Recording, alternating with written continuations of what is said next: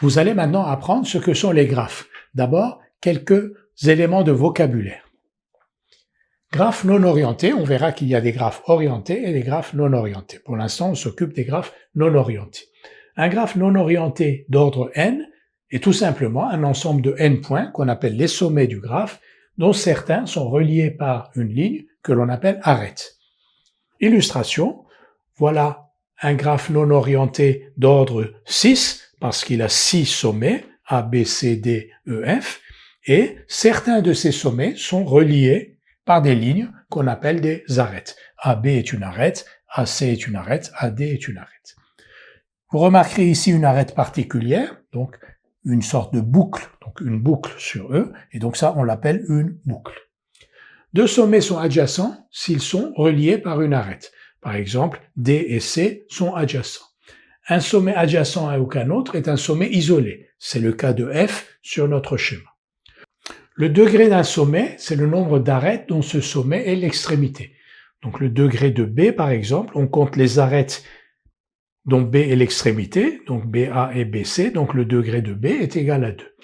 On nous dit qu'une boucle compte double, c'est-à-dire quand on calculera le degré de E, il faudra compter cette boucle-là pour 2, alors que ED et EC ne comptent que pour 1.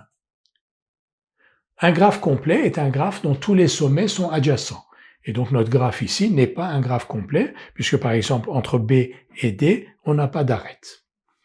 Reprenons donc l'exemple maintenant. Donc A, B, C, D, E, F sont les sommets du graphe.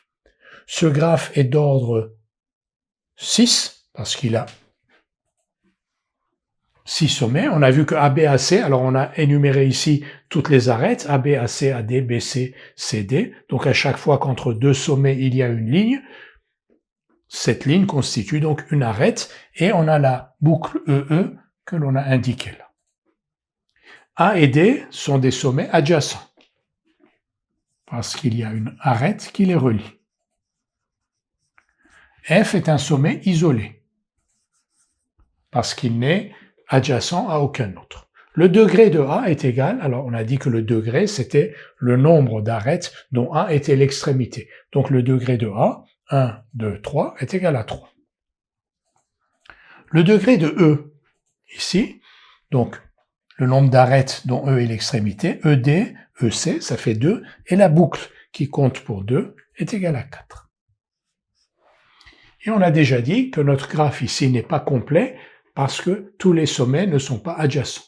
Que serait un graphe complet? Un graphe complet très simple est celui-là. Tous les sommets, il y a 3 sommets, les 3 sommets sont adjacents. C'est-à-dire que chaque sommet est relié à l'autre par une arête au moins.